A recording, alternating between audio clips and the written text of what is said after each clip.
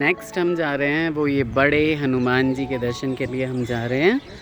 और इसके अलावा मैं आपको देखता हूँ गंगा का ये पूरा कछार और पूरा ही दूर दूर तक एरिया हरा भरा लग रहा है, बिल्कुल हरा भरा। कोई आबादी नहीं दिख रही है मुझे, खाली हरियाली ही हरियाली दिख रही है। बहुत ही सुंदर है भाई लोगों। हनुमान जी यहाँ पे जगह जगह उत्पात मचा के बैठ, देखिए भाई डर भी लग रहा है मुझे तो। हाँ, थोड़े फ्रेंडली होते ना ये तो और अच्छा लगता है। और ये भाई कुछ केले के छिलके से लेके कुछ खा रहे हैं ना मम्मी। बहुत ही अच्छा सीन दिखा रहा हूँ मैं आप लोगों को। ये देखिए ये क्या हुआ है कि इतने सारे वानर जो है यहाँ से सब भाग गए हैं। जैसे कि गाय हाँकते हैं ना, गाय और भैंस हाँकते हैं, ऐसे इनको हाँका गया है। तो ये सारे पूरे मंदिर से भाग गए हैं। मुझे तो देख के ही बहुत आश्चर्य लग रहा है। ये चलो चलो चलो कह रहे हैं उन्हें डंडा लेके, और सब के सब चले गए, कोई भी नहीं टिका, सब चले गए। बहुत ही बढ़िया है ना दीदी, जैसे भाषा समझते हो ऐसे सबके सब चले गए, सब भाग गए। आई मम्मी। और हम ये सुंदर शुक्र तीर्थ जो है वो यहाँ पे जो शुक्र तीर्थ का जो मेन वट वृक्ष वाला प्रांगण है सारा छोड़ रहे हैं। और शुक्र तीर्थ दोनों ही बोलते, पहले शुक्रताल बोलते थे, योगी जी ने शायद नाम बदल के शुक्र तीर्थ किया है, और शुक्र तीर्थ इसका पौराणिक नाम है। तो अब दूसरे जो टेम्पल्स हैं हम वहाँ पे जाते हैं और आपको दिखाते हैं, अगर कोई चीज़ देखने लायक हो तो, वरना हम दर्शन तो करते हैं। तो आप पहुँचे हैं हम हनुमान द्वार। ये देखिए आता हूँ, ये हनुमान द्वार हम आज पहुँचे हैं। बहुत ही सुंदर यहाँ के दर्शन हैं, बहुत ही सुंदर हनुमान जी बने हुए हैं। घुसते ही आप यहाँ पे जूते चप्पल अपने निकाल सकते हैं। निकालने के बाद अंदर प्रांगण बहुत ही बड़ा है, इधर प्रसाद वगैरह या किताबों वगैरह की दुकानें हैं। एंड देन उसके बाद ये बहुत ही बड़ा प्रांगण है जिसमें कि ये विशाल हनुमान जी, जो कि एक कैमरे में आ नहीं सकते, इतने बड़े हनुमान जी बने हुए हैं, बहुत अच्छे लग रहे हैं। मम्मी कैसा लगा? अच्छा लगा? हनुमान जी कैसे लगे? बहुत ही अच्छे हैं ना। इतने बड़े हनुमान जी मैंने हाँ दिल्ली में झंडे वालन में तो देखा हुआ है ना, लेकिन ये भी बहुत बड़े हैं। यहाँ पे सुंदर हनुमान जी अपने विशाल दर्शन हमें देते हुए इस विशाल प्रांगण से बहुत ही ज़्यादा अच्छे लग रहे हैं, क्योंकि टाइम भी इतना अच्छा हो रखा है यहाँ पे कि हल्की धूप खिली हुई है और हवा चल रही है। आप देखेंगे पूरा ही प्रांगण बहुत अच्छा है।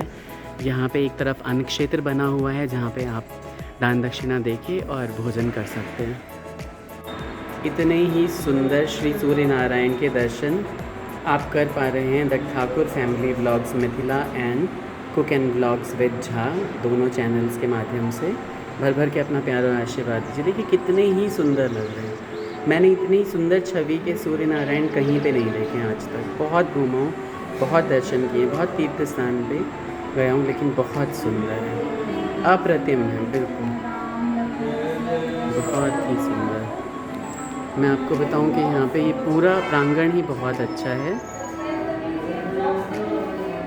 मोहिनी मोहन, ओहो श्री राधे मोहन, मोहिनी मोहन, बिल्कुल मोहिनी ही तो है हमारी माता, हमारी राधा रानी, हमारी लाडली मोहिनी तो है ना। बहुत सुंदर। बोलिए श्री कृष्ण जी महाराज की जय। सर्वशक्तिमान योगेश्वर भक्त वत्सल गोपाल गोवर्धनधारी वासुदेव द्वारकाधीश श्री कृष्ण की जय। सुंदर श्री राम दरबार का दर्शन आप यहाँ कर पा रहे हैं। देखिए कितने ही सुंदर लग रहे हैं श्री राम, जनक नंदिनी और श्री लक्ष्मण जी के साथ। हनुमान जी उनकी सेवा में हैं और मेरे और आपके जैसे बहुत सारे दूसरे भक्त भी उनकी सेवा में हैं। बोलिए श्री रामचंद्र की जय। और ये पूरा ही प्रांगण जो है ये बहुत ही छोटे छोटे बहुत सारे मंदिरों से जो है वो भरा हुआ है। आप देखेंगे कि और बिल्कुल ठंडक है यहाँ पे, बहुत ही अच्छा है। और ये आने लायक जगह है, आप दर्शन करने लायक जगह है। मैं रिकमेंड करता हूँ कि आप लोग यहाँ पे बिल्कुल आ सकते हैं। मंदिर प्रांगण में आपको सुंदर शेरावाली माता के दर्शन करने का भी अवसर मिलता है। भोलेनाथ भंडारी जो है यहाँ पे, इनका बहुत ही अच्छा सिस्टम कर रखा है और 24 घंटे इनको यहाँ पे जल चढ़ता रहता है। आप देखिए बहुत ही अच्छा लग रहा है, बहुत ही सुंदर, बहुत सुंदर गणेश पार्वती, माता पार्वती की मूर्तियाँ बनी हुई हैं वहाँ पे, माँ गायत्री और पार्वती माता की। तो देखिए कितना ही अच्छा, बहुत ही अच्छी व्यवस्था कर रखी है। और यहाँ पे नंदी महाराज भी श्री महादेव के लिए जो है वो अपनी भक्ति में लीन है। बोलिए हर हर महादेव। और सुंदर शिव परिवार के दर्शन आप यहाँ करेंगे, जहाँ पे आपको पूरा शिव परिवार नज़र आ रहा है। और यहाँ पे भी नंदी महाराज विराजित हैं। इसके आगे खाटू नरेश का मंदिर है। और मुझे लग रहा है कि इतनी सुंदर सुंदर प्रतिमाएँ, इतनी सुंदर छवियाँ बनाई हुई हैं ना। तो बोलिए खाटू नरेश की जय, मोरबी के लाल की जय, श्याम प्यारे की जय, हारे के सहारे की जय, शीश के दानी की जय। तो खाटू श्याम जी का यहाँ पे मंदिर है। हनुमान जी के मंदिर के प्रांगण में बहुत ही सुंदर प्रांगण है। तो आप बताइएगा कि आपको कैसा लग रहा है पूरा का पूरा व्लॉग। और प्लीज़ सब्सक्राइब करिए यार चैनल को और देखा करिए। और बहुत ज़्यादा मेहनत होती है हर चीज़ करने में, एडिटिंग करते हैं, परमिशन लेते हैं और उसके बाद फिर हम जो है एक लिमिट में ही सारी ब्लॉगिंग कर पाते हैं। हम चाहते हैं कि आप लोग प्लीज़ सब्सक्राइब करें हमारा चैनल, हमारी मेहनत दिखती है तो प्लीज़ हमारा चैनल सब्सक्राइब करें। और यही वो प्रांगण था जहाँ पे मैं आपको सारे मंदिरों के दर्शन करा रहा था। और ये हैं पूरे हनुमान जी, ये बहुत ही सुंदर हनुमान जी है, क्योंकि यहाँ पे लिखा हुआ है कि मंदिर परिसर में फ़ोटो खींचना मना है, तो मैंने नहीं खींची। बट ये बहुत ही सुंदर हनुमान जी हैं, आप आइएगा तो दर्शन ज़रूर करिएगा, बहुत सुंदर है। तो हनुमान धाम से हम निकल चुके हैं चाय वाय पी के। पीछे गाड़ी आ रखी है, अब भागो जल्दी से। 101 फीट की हनुमान जी की प्रतिमा को दिखाने के बाद, उनके दर्शन करने के बाद हम आ चुके हैं यहाँ पे, जो कि बहुत ही सुंदर एक वाटिका है। हनुमत धाम नक्षत्र वाटिका इसका नाम है। और बहुत ही सुंदर पार्क है ये बेसिकली बना हुआ। और आपको दिखाते हैं अंदर चल के कि क्या क्या चीज़ें हैं अंदर। उधर पीछे से एंट्री गेट से एंट्री करने के बाद आपको एक पार्क का ना 360 डिग्री व्यू दिखाता हूँ। क्या क्या चीज़ें हैं आपको पता तो चल ही गया होगा।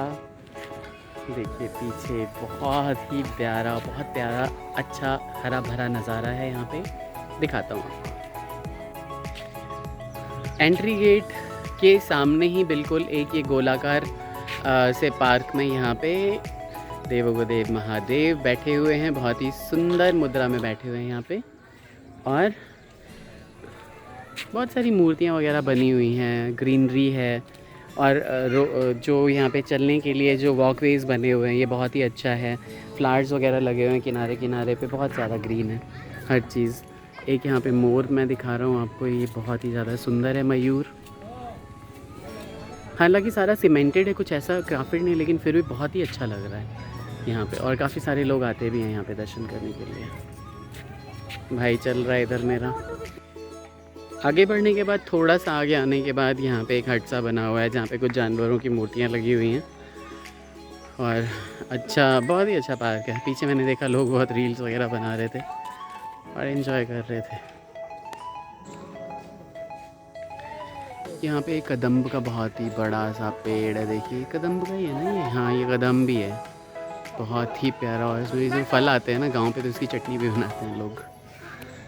काफ़ी ही बड़ी है ये वाटिका और बहुत ही सारे सेक्शंस हैं इसके। अलग अलग सेक्शंस में अलग अलग चीज़ें बनी हुई हैं। मेरे पीछे जो हट बना हुआ था वो देखिए, उसमें एक ऋषि है और वो किसी को विद्या दान दे रहे हैं, बहुत ही अच्छा लग रहा है। ये पीछे उधर दीदी भी जो है वो रील्स वगैरह बना रही हैं। हमारा थोड़ा टाइम तो यहीं जाने वाला है, पता नहीं घर कब जाएंगे अब हम। इसी हट को मैं आपको दिखा रहा था। यहाँ पे कोई ऋषि मुनि है जो जहाँ पे, अच्छा मुझे लग रहा है कि इन्होंने संदीपनी आश्रम बनाया हुआ, क्योंकि यहाँ पे इन्होंने श्री कृष्ण जी की भी एक छोटी सी प्रतिमा रखी हुई है। तो संदीपनी आश्रम बनाया। हालांकि मैं गया हुआ हूँ उज्जैन में संदीपनी आश्रम में, तो वहाँ तो बहुत ही सुंदर है। ये आश्रम है, आश्रम के पीछे ही एक यहाँ पे एक तालाब बना हुआ है। क्यों बना हुआ है मुझे इसकी कोई जानकारी नहीं है, ना ही यहाँ पे लिखा हुआ है। इसमें पानी भी बहुत ही ज़्यादा गंदा है भाई लोगों। इसमें मुझे मछली वछली भी नहीं दिख रही है, अगर होती हुई तो मर जाती, बहुत गंदा पानी है। हालांकि कोई स्मेल नहीं आ रही है, लेकिन फिर भी गंदा ही लग रहा है मुझे। और ये कोई पुराना कुआं लगता है जिसको ढक दिया गया, ये देखिए। इधर कुछ हाथी वगैरह हैं, मतलब बहुत सारे लोग यहाँ पे रील फोटो वोटो कर रहे हैं भाई, बहुत ही बढ़िया। श्री कृष्ण जी की एक प्रतिमा है छोटी सी, सुंदर, पूरा पार्क बहुत ही सुंदर है। तो ये माता जी यहाँ पे काम कर रही हैं, इन्होंने हमें बताया कि वहाँ पे किस लिए बनाया तालाब, वो बंदरों के लिए, क्योंकि वहाँ पे बंदर नहाते हैं। बहुत ही अच्छा। यहाँ पे मेरे ख्याल से घास वास छील दे रही हैं ताकि जो फूल वूल है ना वो अच्छे से खिल पाएँ, और घास भी जो है वो जानवरों के लिए यूज़ हो पाए। ये नींबू का पेड़ है, इसमें एक आध नींबू आ भी रखे हैं, छोटे छोटे हैं काफ़ी, मेरे ख्याल से बरसात में बढ़ेंगे। और ये कलम के आम का पेड़ है, जल्दी इसमें आम आने लगेंगे। बहुत ही सुंदर, बहुत बढ़िया। ये भी एक नींबू का पेड़ है। तो ये नींबू के पौधे के बाद यहाँ पे ये एक हरश्रृंगार का पौधा है, हरश्रृंगार है ना ये, हाँ हरश्रृंगार का पौधा है ये। और इसका एक, हाँ ये हरश्रृंगार ही है, क्योंकि इसके पत्ते जो हैं वो कोमल नहीं होते। तो मैं आपको बताऊं कि अगर कोई बहुत ही ज़्यादा ऐसा बंदा हो जिसको कि बहुत ही पुरानी कोई ना खांसी वासी हो, जिसका जो है वो म्यूकस जो है वो छाती से नहीं निकल पा रहा हो, भाई साहब ये ना रामबाण है उसके लिए। आप 5-7 पत्तों को ना काढ़ा बना के और दिन में 3-4 चम्मच गर्म कर करके दोगे ना, 3-4 दिन के अंदर उसकी पूरी छाती जो है ना वो क्लियर हो जाएगी। बहुत ही बढ़िया रामबाण है ये। और ये हमारे हाथी राजा बहुत बड़े, जो मेरे पूरे उसमें नहीं समा पा रहे हैं, ये देखिए बहुत ही बड़े हैं। और ये हाथी राजा के यहाँ पे मेरे ख्याल से महावत बनाए हुए हैं इन्होंने। बहुत ही सुंदर है ये पार्क, घूमने लायक है। यहाँ पे हम कभी आएंगे तो, आप कभी आएंगे तो 4 बजे सुबह ही चल लेंगे, ताकि हम पूरा पार्क और पूरा शुक्रताल और आसपास की जगह भी एक्सप्लोर कर सकें। और अगर कभी आएंगे तो परीक्षितगढ़ और हस्तिनापुर भी घूमेंगे। हालांकि आगे थोड़ा सा 150 किलोमीटर आगे अगर आप जाते हैं तो शाकंभरी देवी का भी मंदिर है वहाँ पे। यहाँ पार्क के एक और हिस्से में हम एंटर कर रहे हैं, और देखिए यहाँ पे द्वारपाल बनाए हुए हैं, ये सुंदर सुंदर द्वारपाल हैं बहुत। और ये शिव जी के पीछे वाला भाग, बहुत ही बड़ा पार्क है भाई लोगों। मैं तो थक गया घूम घूम के, क्योंकि मैं तो पहले ही ना 2.5-3 घंटे इतना नहाया हूँ ना गंगा जी में कि बस मैं तो तब नहीं थका था, लेकिन अब तो लग रहा है कि भाई थकावट है, मेरी आंखों से पता चल रहा होगा। और यहाँ पूरा ही वृंदावन बनाया हुआ है पूरे पार्क में। यहाँ पे तुलसी जी है ना मम्मी? अच्छा लगा ये पार्क भी आपको? अच्छा है ना? लेट हो गया ना, और देर 5:30 हो गए, निकलते हैं अब।